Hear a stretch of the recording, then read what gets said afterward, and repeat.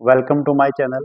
मैं हूं physiotherapist doctor Harendra Chaudhary और आज मैं आपको बताने वाला हूं स्टेप वाइज एक्सरसाइज और acute slip disc, chronic slip disc और स्पाइनल कैनाल स्टेनोसिस। सबसे पहले हम एक एक जो प्रॉब्लम है उसके बारे में बात करेंगे कि एक्यूट स्लीप डिस्क क्या होता है, क्रॉनिक स्लीप डिस्क क्या होता है और स्पाइनल कैनाल स्टेनोसिस क्या होता है। तो इसलिए आप वीडियो को शुरू से लेके लास्ट तक जरूर देखिएगा, तभी आपको समझ में आ पाएगा कि कौन सी कंडीशन के लिए कौन सी एक्सरसाइज करनी है और साथ में आप ये भी कोरिलेट कर पाओगे कि आपको कौन सी प्रॉब्लम है और आपको कौन सी एक्सरसाइज करनी है। तो सबसे पहले हम बात करते हैं एक्यूट स्लीप डिस्क की। जब आपको इस प्रकार की कोई हिस्ट्री हो कि आपको एक दो दिन में ही बहुत सीवियर कोई कमर में दर्द हुआ है और आपको उठने बैठने में भी इतनी भयंकर प्रॉब्लम हो रही है कि आपसे उठा बैठा भी नहीं जा रहा, नाइट में रात को करवट बदलने में भी आपको बहुत भयंकर पेन हो रहा है, तो ये आपको एक्यूट स्लीप डिस्क की दिक्कत हो सकती है। तो इस एक्यूट स्लीप डिस्क को पता करने के लिए आपको क्या करना होगा, आपको कैसे पता चलेगा कि आपको एक्यूट स्लीप डिस्क की दिक्कत है। तो आपको क्या करना है, सीधा ऐसे लेटना है और जिस पैर में आपको दर्द आ रहा है उस पैर को आपको ऐसे ऊपर उठाना है। आपको ऊपर उठाते ही 30 डिग्री तक ही आपको इतना सीवियर पेन आने लग जाएगा कमर के अंदर। तो इससे हम ये मान सकते हैं कि आपको ये एक्यूट स्लीप डिस्क की दिक्कत है। वैसे इसको क्या करता है, पैसिवली करना होता है। एक बंदा आपकी टांग को पकड़ के ऐसे ऊपर उठाएगा तो उससे आपको कमर में बहुत ही भयंकर और सीवियर पेन आएगा। तो ये इससे ही हमें पता चलता है कि आपको ये SLR जो है हमारा वो पॉजिटिव है और आपको एक्यूट स्लीप डिस्क की दिक्कत हो चुकी है। इसके लिए आपको जो एक्सरसाइज करनी है वो सिर्फ एक स्पाइनल एक्सटेंशन वाली एक्सरसाइज करनी है जो मैं आपको बताने जा रहा हूँ। ये एक्सरसाइज आपको क्रॉनिक जो प्रॉब्लम है, जैसे आपका दर्द पुराना हो चुका है और कैनाल स्टेनोसिस की प्रॉब्लम है, उसमें आपको नहीं करनी है, क्योंकि एक्सरसाइज होती है जो सिर्फ जो अपना फ्रेश जो डिस्क बल्ज हुआ है, जो आउट हुई है बाहर की तरफ आपकी डिस्क निकली, उसको अंदर करने के लिए होती है। बाकी ये एक्सरसाइज क्रॉनिक कंडीशन में हमें नहीं करनी है, क्योंकि अगर हम बार बार इस एक्सरसाइज को करेंगे तो उससे क्या हो रहा है कि हमारा जो लिगामेंटम फ्लेम की थिकनिंग और ज़्यादा बढ़ती जाती है और जो हमारा कैनाल स्टेनोसिस है वो और ज़्यादा बढ़ता जाएगा। साथ में जो हमारा फ्लेक्सर जॉइंट आर्थ्रोपैथी है वो और ज़्यादा बढ़ती जाएगी और आपका दर्द जो साइटिका का आपको एक लेग में पेन आ रहा है या दोनों पैरों में आपको झंझनाट सुना आ रहा है वो और ज़्यादा बढ़ जाएगा। तो प्लीज़ एक्सरसाइज स्टार्ट करने से पहले चैनल को सब्सक्राइब जरूर कर दीजिएगा, ताकि इस प्रकार से और भी वीडियो आए तो आपको मिल सके और आपकी हेल्प हो सके। और साथ में चैनल को लाइक और शेयर जरूर कर दीजिएगा ताकि और भी लोगों की हेल्प हो सके। तो अब चलते हैं हम एक्सरसाइज की तरफ। तो जो फर्स्ट एक्सरसाइज जो हमें एक्यूट डिस्क बल्ज में करनी है उस वो आपकी स्पाइनल एक्सटेंशन एक्सरसाइज है। उसके लिए आपको क्या करना है, ऐसे उल्टा लेटना है।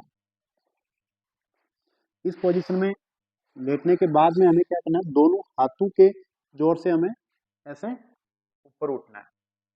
हमारा कमर और जो अपर बैक वो बिल्कुल फ्री रहना चाहिए, उस पर कोई वजन नहीं आना चाहिए, सिर्फ हाथों के जोर से ही हमें ऊपर आना है और वापिस ऐसे नीचे जाना है। फिर ऐसे ऊपर की तरफ आना है, फिर ऐसे नीचे जाना है। 10 10 के आपको 3 रिपीटेशन करने हैं इसके।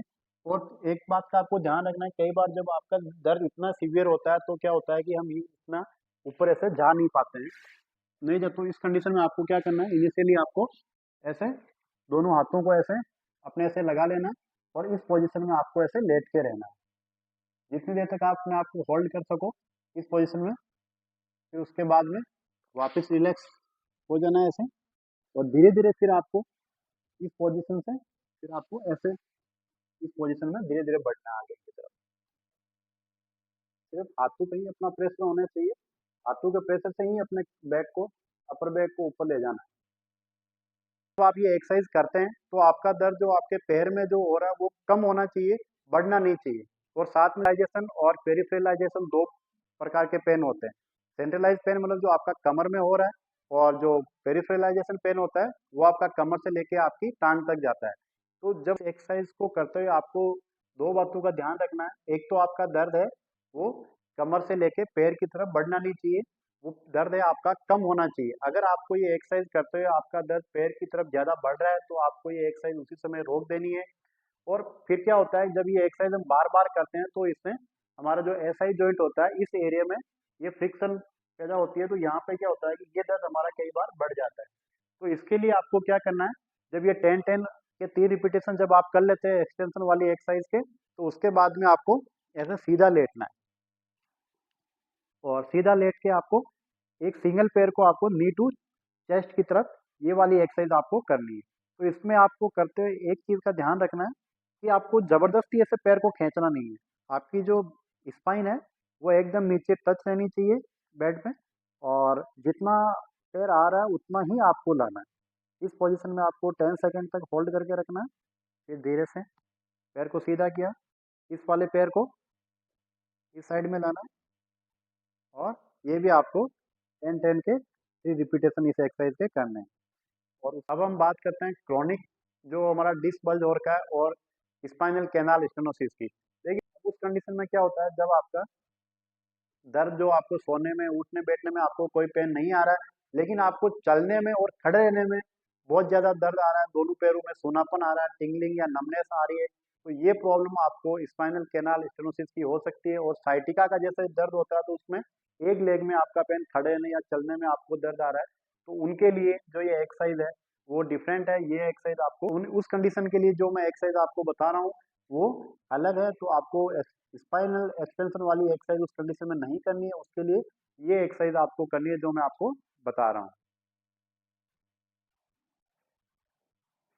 सबसे पहले आपको सीधा इस पोजीशन में लेट जाना है, और फर्स्ट एक्सरसाइज तो आपको देखो नी टू चेस्ट हर कंडीशन में करनी ही करनी है। सबसे पहला इस पोजीशन में आपको पैर को खींच के रखना है, 10 काउंट करना है, फिर रिलैक्स करना है।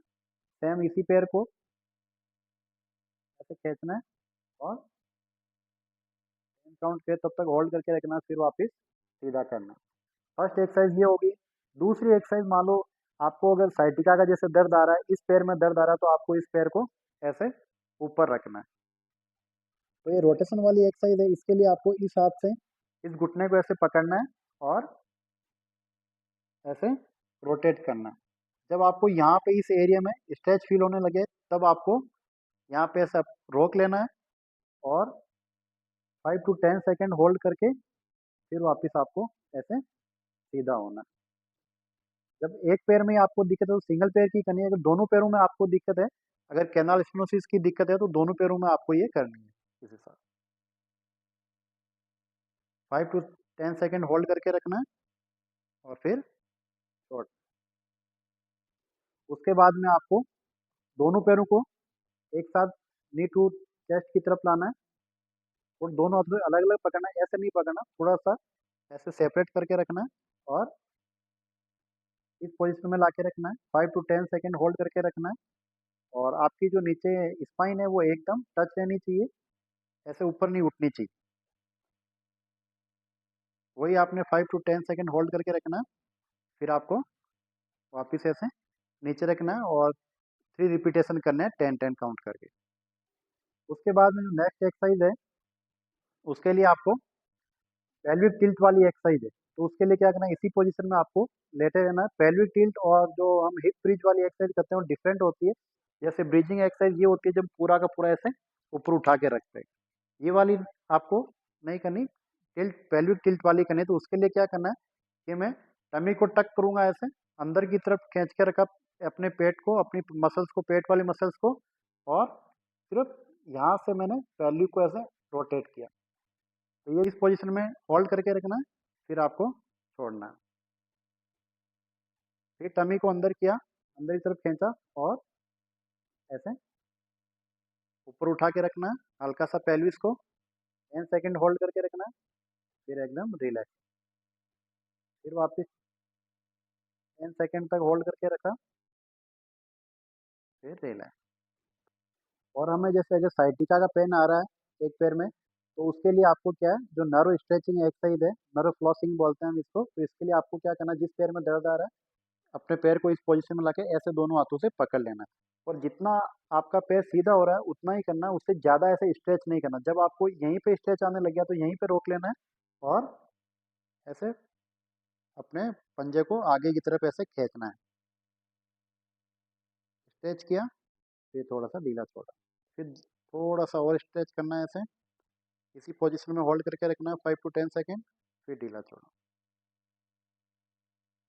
फिर धीरे धीरे आपके पैर की मूवमेंट बढ़ती जाएगी, आपका पैर ऐसे एक्सटेंशन में ऐसे सीधा होता जाएगा, लेकिन वो उतना ही करना है जितना पैर जा पा रहा है, उससे आगे अपने को स्ट्रेच नहीं करना है। इसके साथ में ये भी अपने दोनों पैरों के एक साथ कर सकते हैं।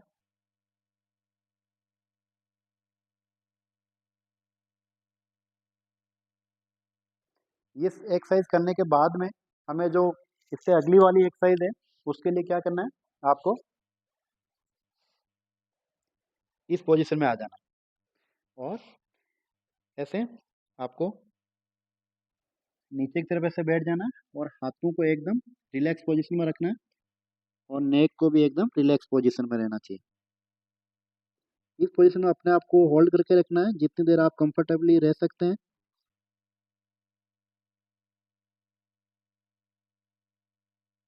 इससे क्या हो रहा है कि जो हमारा स्पाइन है वो पीछे से एकदम ओपन हो रहा है, जो वर्टिब्रा है हमारी वो ओपन हो रही है, फैसेट जॉइंट ओपन हो रहा है। तो इससे क्या है कि जो कैनाल स्टेनोसिस की प्रॉब्लम हो रखी है उसमें हमें बहुत ही अच्छा रिलीफ मिलेगा चलने में, और जो हमें खड़े रहने में दिक्कत आ रही है उसमें बहुत ही अच्छा रिलीफ आएगा। अब जो हमारा दर्द एकदम बिल्कुल पैरों में आना बंद हो गया और सिर्फ इसी एक लोकल एरिया में कमर में हल्का हल्का हमें दर्द हो रहा था, उस लास्ट में हमें फिर जो एक्सरसाइज करनी है वो बर्ड डॉग एक्सरसाइज भी बोलते हैं और इसको हम सुपरमैन एक्सरसाइज भी कहते हैं। तो इसके लिए आपको इस हाथ को ऊपर ले जाना है और अपोजिट वाले लेग को ऐसे ऊपर ले जाके रखना है और 5 to 10 सेकंड तक होल्ड करके रखना है, फिर ऐसे नीचे करना है। फिर इस साइड में अपोजिट हैंड और लेग को आपको ऊपर उठाना है, 5 to 10 सेकंड होल्ड करके रखना है, फिर वापस ऐसे नीचे लाना है। तो इसके भी 5 to 7 टाइम आपको ये करनी है।